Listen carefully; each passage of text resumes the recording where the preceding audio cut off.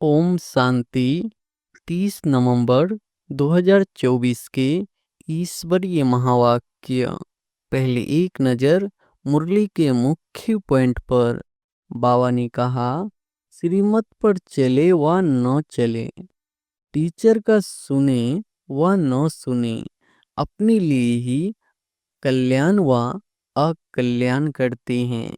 नहीं पढ़ेंगे तो जरूर फेल होंगे। रावण राज्य में तुम्हारे पर पाप तो बहुत चढ़े हुए हैं। विकार में जाने से ही पाप आत्मा बनते हैं। पुण्य आत्मा और पाप आत्मा जरूर होते हैं। बच्चे सर्विस करने लायक है तो बच्चों को ही जाना चाहिए। मनुष्य तो दिन प्रतिदिन असुर बनते जाते हैं। पहचान न होने के कारण बकवास करने में भी देरी नहीं करते हैं। जंगल तरफ ले जाने वाला है रावण। तुम माया से हार खाते हो, रास्ता भूल जाते हो, तो फिर उस जंगल के कांटे बन जाते हो। वह फिर स्वर्ग में देरी से आएंगे। और फिर बाबा ने कहा, स्वर्गवासी जो बनते हैं उनको कहेंगे अच्छे पास। त्रेता वाले नापास गिने जाते हैं। तुम नरकवासी से स्वर्गवासी बनते हो। तकदीर में नहीं है तो कितना भी जोड़ देते फूल बनाने का, परंतु बनते नहीं। अक भी फूल होता है। बाप भी कहते हैं मेरे बनकर फिर माया का बन जाते हैं तो उनको भी ट्रेटर कहा जाता है। उनकी चलन ही ऐसी हो जाती है। सतयुग के सुख है ही भारत के भाग्य में। वह तो आते ही बाद में है, जब भक्ति मार्ग शुरू होता है। और फिर लास्ट में बाबा ने कहा, माया कितनी प्रबल है, मनुष्यों में कितना अज्ञान भर गया है। अज्ञान के कारण बाप को भी सर्वव्यापी कह देते हैं। देह अभिमान के कारण सच नहीं बतलाते हैं तो वह भी विकर्म बन जाता है। सच बताना चाहिए ना, नहीं तो बहुत सजा खानी पड़ती है। गर्भ जेल में भी बहुत सजा मिलती है। बाप कितना मुलायम बच्चे मिसल हो चलते हैं, क्योंकि ड्रामा पर चलते रहते हैं। कहेंगे जो हुआ ड्रामा की भाभी। जितना सच्चाई पर चलते हैं उतनी रक्षा होती है। झूठे की रक्षा नहीं होती, उनकी तो फिर सजा कायम हो जाती है। सर्जन से छिपाते हैं, छिपाने से बीमारी छूटेगा नहीं। जितना छिपाएंगे उतना गिरते ही रहेंगे। भूत तो सब में है ना। बाबा तो बार बार समझाते हैं, शिव बाबा के सिवाय कोई देहधारी को याद नहीं करना है। और अब सुनते हैं महावाक्यों को विस्तार से। मुरली का सार है, मीठे बच्चे सनसोज फादर। मन मत को छोड़ श्रीमत पर चलो, तब बाप का शो कर सकेंगे। प्रश्न है, किन बच्चों की रक्षा बाप जरूर करते ही है? उत्तर है, जो बच्चे सच्चे हैं उनकी रक्षा जरूर होती है। अगर रक्षा नहीं होती है तो अंदर में जरूर कोई न कोई झूठ होगा। पढ़ाई मिस करना, संशय में आना, मानो अंदर में कुछ न कुछ झूठ है। उन्हें माया अंगुरी मार देती है। दूसरा प्रश्न है, किन बच्चों के लिए माया चुंबक है? उत्तर है, जो माया की खूबसूरती की तरफ आकर्षित हो जाते हैं उन्हों के लिए माया चुंबक है। श्रीमत पर चलने वाले बच्चे आकर्षित नहीं होंगे। ओम शांति। रूहानी बाप बैठ रूहानी बच्चों को समझाते हैं। यह तो बच्चों ने निश्चय किया है। रूहानी बाप हम जरूर रूहानी बच्चों को पढ़ाते हैं। जिसके लिए ही गायन है, आत्माएं परमात्मा अलग रहे बहुकाल। मूल वतन में अलग नहीं रहते हैं, वहाँ तो सब इकट्ठे रहते हैं। अलग रहते हैं तो जरूर आत्माएं वहाँ से बिछड़ती है। आकर के अपना अपना पाठ बजाती है। सतो प्रधान से उतरते उतरते तमो प्रधान बनती है। बुलाते हैं पतित पावन आकर हमको पावन बनाओ। बाप भी कहते हैं हम हर 5,000 वर्ष के बाद आते हैं। यह सृष्टि का चक्र ही 5,000 वर्ष है। आगे तुम यह नहीं जानते थे, सिर्फ बाबा समझाते हैं तो जरूर कोई तन द्वारा समझाएंगे, ऊपर से कोई आवाज तो नहीं करते हैं। शक्ति व प्रेरणा आदि की कोई बात नहीं।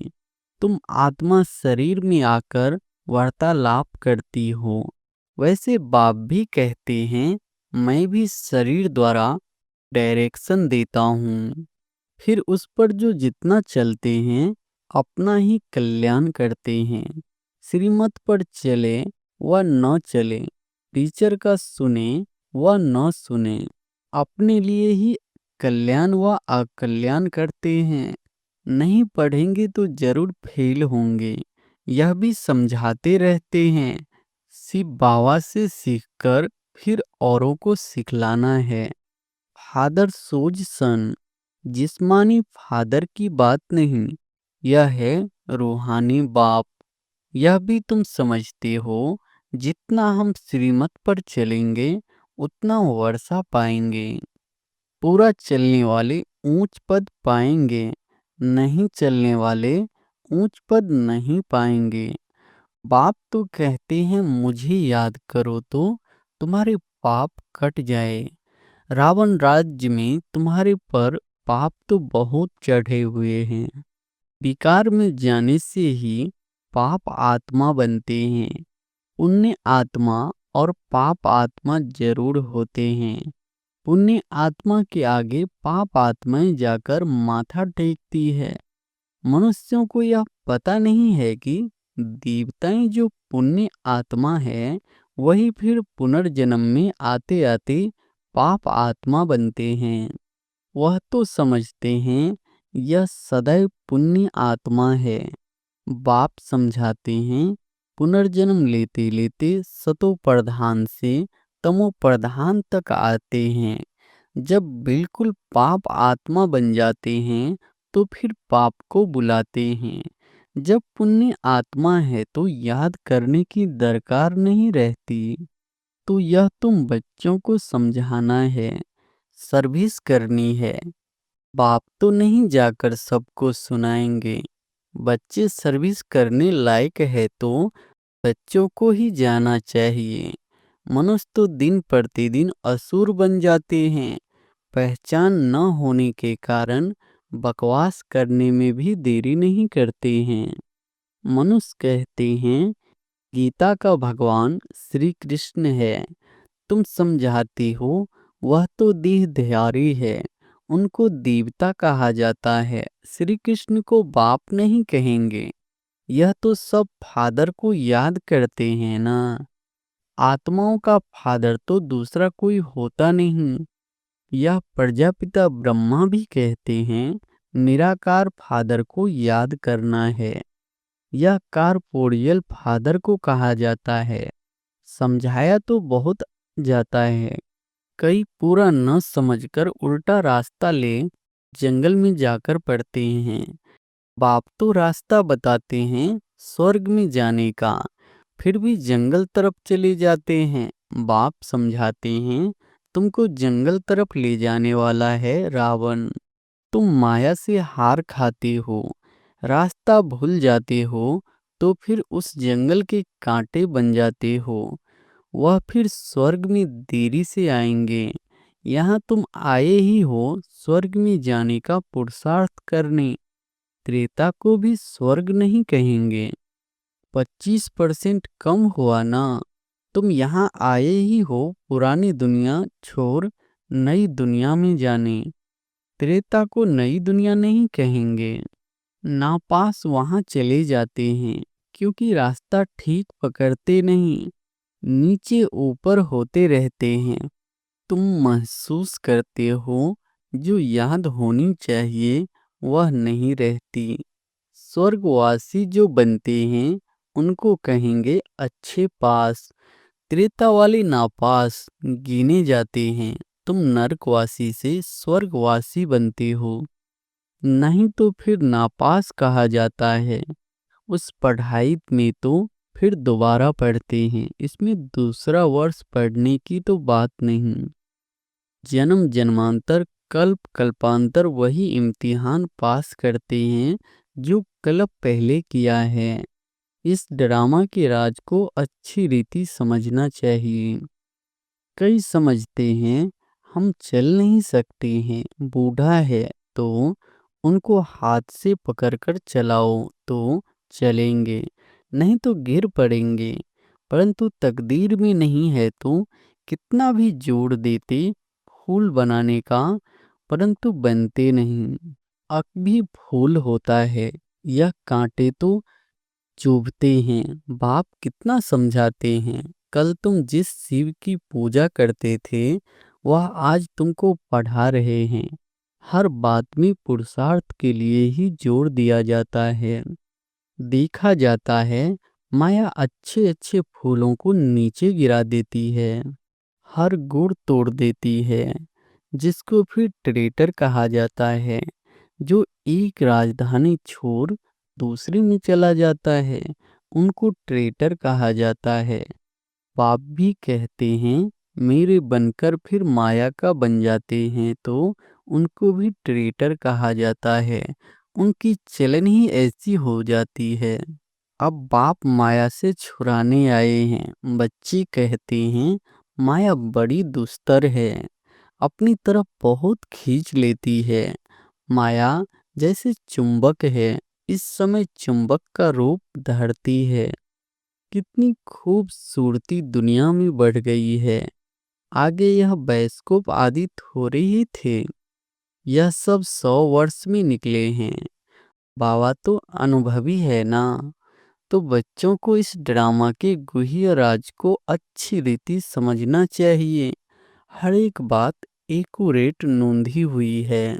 100 वर्ष में यह जैसे बहिष्त बन गया है अपोजिशन के लिए, तो समझा जाता है अब स्वर्ग और ही जल्दी होना है। साइंस भी बहुत काम में आती है। यह तो बहुत सुख देने वाली भी है ना। वह सुख अस्थाई हो जाए उसके लिए इस पुरानी दुनिया का विनाश भी होना है। सतयुग के सुख है ही भारत के भाग्य में, वह तो आते ही बाद में है जब भक्ति मार्ग शुरू होता है।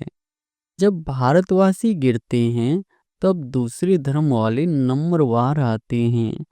भारत गिरते गिरते एकदम पट पर आ जाता है। फिर चढ़ना है, यहाँ भी चढ़ते हैं फिर गिरते हैं। कितना गिरते हैं बात मत पूछो। कोई तो मानते ही नहीं कि बाबा हमको पढ़ाते हैं। अच्छे अच्छे सर्विसेबल जिनकी बाप महिमा करते हैं वह भी माया के चंबे में आ जाते हैं। कुश्ती होती है ना, माया भी ऐसे लड़ती है, एकदम पूरा गिरा देती है। आगे चल तुम बच्चों को मालूम पड़ता जाएगा। माया एकदम पूरा सुला देती है। फिर भी बाप कहते हैं एक बार ज्ञान सुना है तो स्वर्ग में जरूर आएंगे, बाकी पद तो नहीं पा सकेंगे ना। कल्प पहले जिसने जो पुरुषार्थ किया है वह पुरुषार्थ करते करते गिरे हैं, ऐसे ही अब भी गिरते और चढ़ते हैं। हार और जीत होती है ना, सारा मदार बच्चों का याद पर है। बच्चों को यह अखूट खजाना मिलता है। वह तो कितना लाखों का देवाला मारते हैं, कोई लाखों का धनवान बनते हैं, सो भी एक जन्म में। दूसरे जन्म में थोड़े ही इतना धन रहेगा। कर्म भोग भी बहुत है, वहाँ स्वर्ग में तो कर्म भोग की बात होती नहीं। इस समय तुम 21 जन्मों के लिए कितना जमा करते हो। जो पूरा पुरुषार्थ करते हैं पूरा स्वर्ग का वर्षा पाते हैं। बुद्धि में रहना चाहिए हम बरोबर स्वर्ग का वर्षा पाते हैं। यह ख्याल नहीं करना है कि फिर नीचे गिरेंगे। यह सबसे जास्ती गिरे अब फिर चढ़ना ही है। ऑटोमेटिकली पुरुषार्थ भी होता रहता है। बाप समझाते हैं, देखो माया कितनी प्रबल है, मनुष्यों में कितना अज्ञान भर गया है। अज्ञान के कारण बाप को भी सर्वव्यापी कह देते हैं। भारत कितना फर्स्ट क्लास था, तुम समझते हो, हम ऐसे थे, अब फिर बन रहे हैं। इन देवताओं की कितनी महिमा है, परंतु कोई जानते नहीं है। तुम बच्चों की सिवाय तुम ही जानते हो। बेहद का बाप ज्ञान सागर आकर हमको पढ़ाते हैं, फिर भी माया बहुतों को संशय में ला देती है। झूठ कपट छोड़ते नहीं। तब बाप कहते हैं, सच्चा सच्चा अपना चार्ट लिखो, परंतु देह अभिमान के कारण सच नहीं बताते हैं, तो वह भी विकर्म बन जाता है। सच बताना चाहिए ना, नहीं तो बहुत सजा खानी पड़ती है। गर्भ जेल में भी बहुत सजा मिलती है। कहते हैं, तौबा तौबा, हम फिर ऐसा काम नहीं करेंगे। जैसे किसको मार मिलती है तो भी ऐसे माफी मांगते हैं, सजा मिलने पर भी ऐसे करते हैं। अभी तुम समझते हो माया का राज कब से शुरू हुआ है। पाप करते रहते हैं, बाप देखते हैं, यह इतना मीठे मीठे मुलायम नहीं बनते हैं। बाप कितना मुलायम बच्चे मिसल हो चलते हैं, क्योंकि ड्रामा पर चलते रहते हैं। कहेंगे, जो हुआ ड्रामा की भाभी। समझाते भी है कि आगे फिर ऐसा न हो। यह बाप दादा दोनों इकट्ठे हैं ना। दादा की मत अपनी, ईश्वर की मत अपनी है। समझना चाहिए कि यह मत कौन देता है, यह भी बाप तो है ना। बाप की तो माननी चाहिए, बाबा तो बड़ा बाबा है ना। इसलिए बाबा कहते हैं, ऐसे ही समझो। सिर्फ बाबा समझाते हैं, नहीं समझेंगे तो पद भी नहीं पाएंगे। ड्रामा के प्लान अनुसार बाप भी है, दादा भी है, बाप की श्रीमत मिलती है। माया ऐसे ही है, जो महावीर पहलवानों से भी कोई न कोई उल्टा काम करा देती है।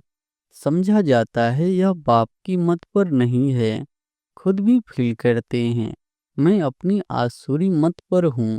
श्रीमत देने वाला आकर उपस्थित हुआ है, उनकी है ईश्वरीय मत।